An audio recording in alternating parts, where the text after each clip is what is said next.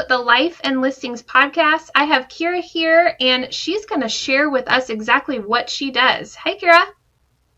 Hello, how are you? I'm doing great. Thanks for joining us. Thank you for having me. I'm super excited to get down to it today, but I will share first a little bit about myself and what we do. So, I am the founder and owner of Agent Design House. We are a real estate agent marketing agency. So, we only work with realtors across the country, whether you're a solo agent, a team, or you own your own brokerage. But our primary focus is to help realtors get found online and make noise in the Google world.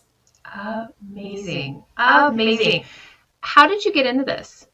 So, my background is actually I spent 10 plus years in digital advertising and marketing. I worked for top ad agencies in New York City.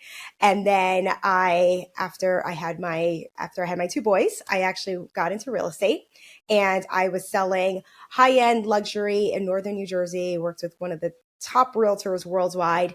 And the reality of what it was is that even though I was on a super uber successful team and they were feeding me leads, I knew that my success was ultimately up to me. So I started marketing myself and kind of utilizing my own skill set, except that translated into marketing for the team as a whole, which is a really great opportunity.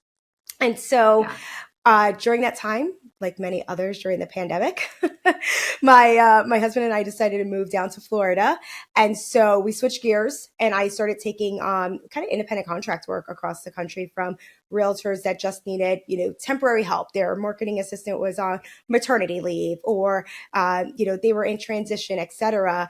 And it went from word of mouth. So within like 6 months, I went from independent contractor here and there to 10 clients. Oh my gosh, we need an LLC. This is a real thing happening. So while we call it the accidental business, the skills that I grew over the course of 15 plus years really was not accidental. I really feel like it was meant to be. And it's been really fun to see how the agency has evolved to where it is now and where we're headed to in the next few years to come. I'm just so excited we met. I mean, one of the biggest points I want to talk about is you help people advertise without Zillow and Realtor.com. So let's dig into that. Yeah. So as a realtor myself, once upon a time, I understand firsthand. I was in their shoes of, okay, you need the leads from Zillow, you need the leads from Realtor.com, and you're giving a portion of your hard-earned working commission. And as I talk to realtors now, hearing the amount of money that they are giving away essentially is kind of heartbreaking to me. And so utilizing Google, right, the Google platforms has been huge because the clients I've worked with have essentially been able to kind of, I'll say, cut the middleman out, right? There was an assumption that, oh, everyone looks for their house on Zillow. No, they like to look at homes at Zillow, but they still need that local expert realtor by their side with the track record. And Zillow's not really truly showing the track record, right? Yes, they show Mm-hmm. the transactions, but that's it. They're not showing all the reviews that you have. They're not showing how you can market. They're not showing, content that's coming from a specific realtor like Google My Business, for instance, can. And so there's an assumption out there that, oh my gosh, Google costs money too. Yes, Google pay per click costs money. And yes, you're going to pay per click as the title. But Google My Business, I feel like is this like secret landmine. You don't have to pay per lead. And if the profile is optimized correctly, yes, we're going to get some leads that are going to be outside of the box. That's the norm. There's no flawless lead, way to get leads. But with Google My Business, if that profile is optimized the best way possible and continuously maintained the right way, and we could talk strategies in a bit, there's no reason why majority of that lead flow can't come from Google. Amazing. And it seems so simple, right? Like, what kind of tips would you give someone for their Google profile? Yeah. So one of the biggest things especially when we bring on a client, it's okay, you're not just a realtor. Who do you service? Right? Because if we think about if you're in a town, you're in a city, heck, you're at a local party. How many realtors are in the room? So, what makes you different? Do you specialize in divorce? Do you specialize in probate? Are you specializing in upsizers, downsizers, VA, relocating? There's categories specifically, and you're not going to pigeonhole yourself. But if people are looking truly for an expert, you need to speak the language. And the language is more than just what your neighborhood has to offer, it's being able to speak to that potential home seller because they're moving on to a new chapter in their life. And just to say, oh, yeah, I sell 100 homes a year. Well, great. Who do you serve? Why do you serve? Why do you care? Because this is such a big investment to your clients, right? So we need to kind of nurture that, like if it's an infant, and be able to say, Mm-hmm. hey, I understand where you're going, where you need to go, where you need to be, more than just here's what makes our neighborhood so great. And so on the Google business profile, there is a way in services and in the update section that you can highlight your specialty areas. Now, it doesn't mean you're never going to get a first time home buyer if that's not one of your specialties. It doesn't mean you're never going to get someone who's looking to trade up. It just allows people to read your profile and understand who you service, why you service them, and then get intrigued to say, hey, I know you talk a lot about divorce, but I might be on the opposite end of the spectrum and getting married. Would you help a first time home buyer? Yes, absolutely. But it's how we position ourselves of more than just the realtor next door. Yeah.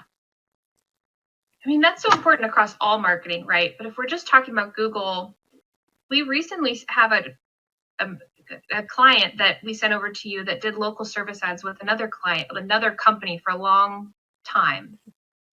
What's different between what you're doing versus some of these other companies, and what are the results you're seeing? So we have what we call like a very specific near me technology.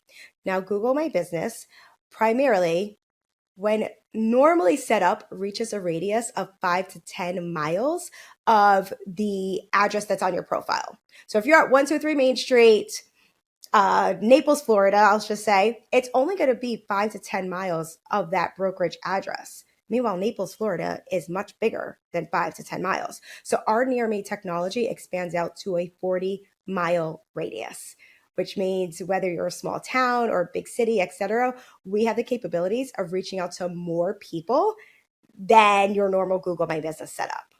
The other thing that we super focus on is when we clean up a profile and hit all of our checkpoints, we then submit the profile into voice directories. We know over the course of time with the pandemic, people have gotten lazy. We're just going to call it as it is.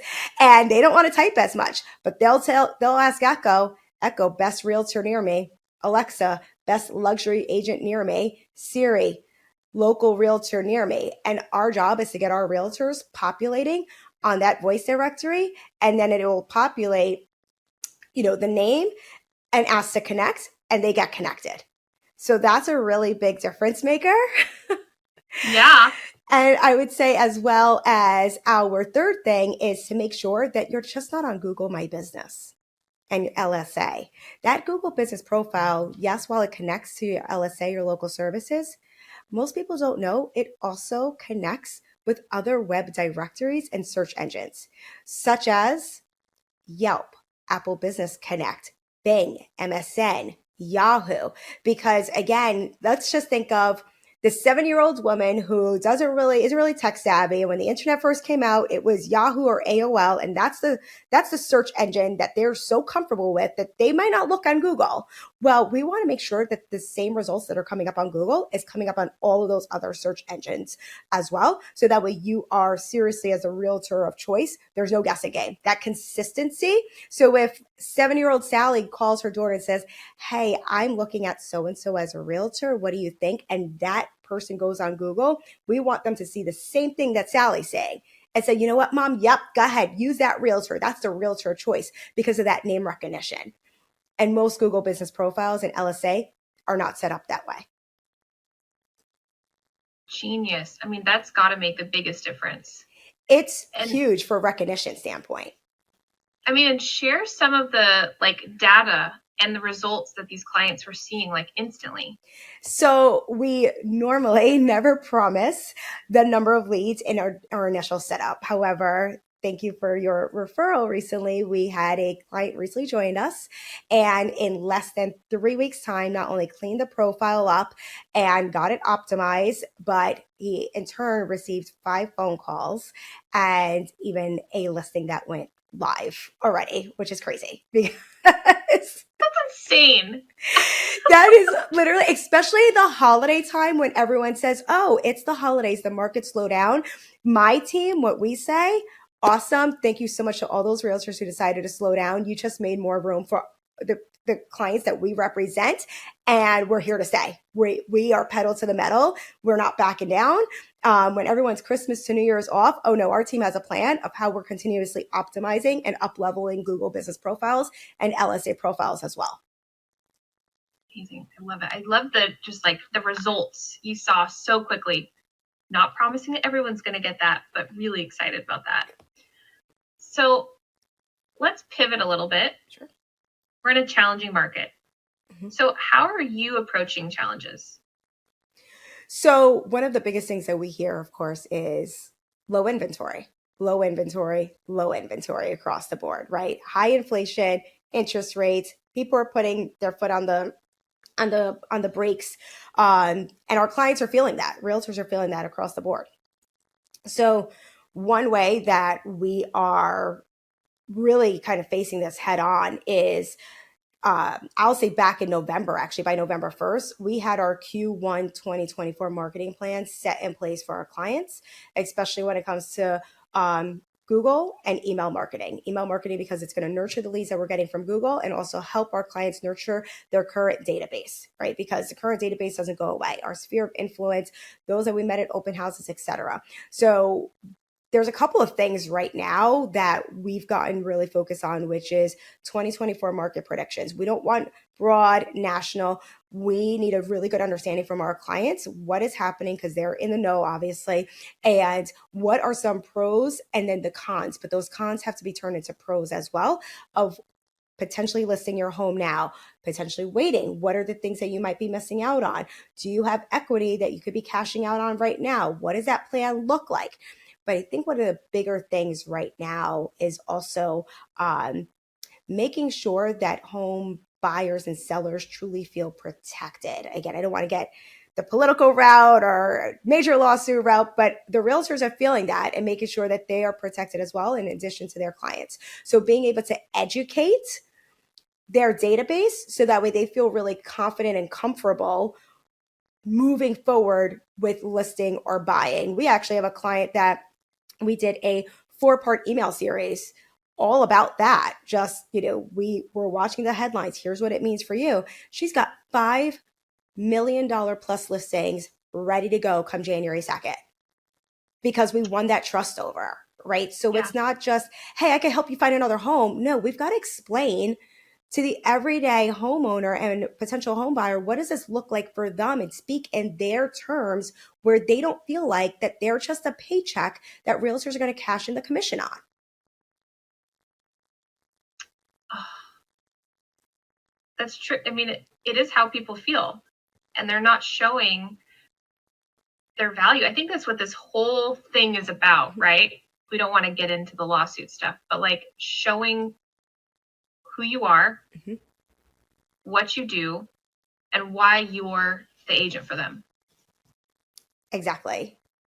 It's, we have clients that will be like, oh, I do a community event or, client appreciation event. Yes, that's one time per year. We got to love on this database. We got to love on these leads that are coming in practically daily. What are the different kind of content that we could speak to them that doesn't feel like we're talking to the mass audience, that makes it feel like that we're speaking to them directly? And I think that's the trick and that's the hurdle, especially when we're doing Google My Business and LSA ads, for instance. We are consistently looking up what are the keywords and phrases that are trending right now.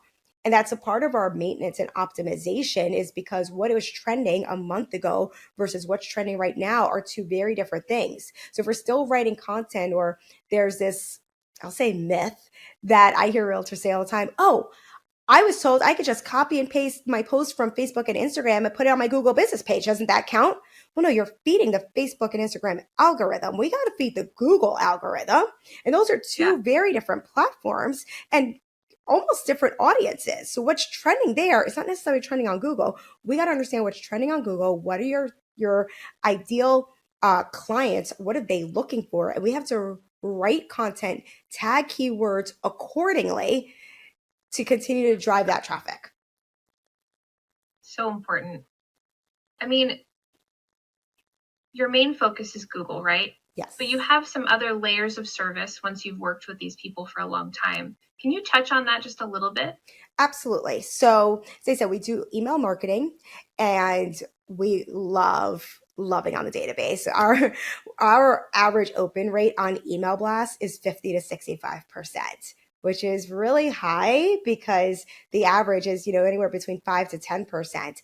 And the Yeah. reason why we have such a high open rate is because we are continuously thinking outside of the box as far as a headline, as far as a strategy.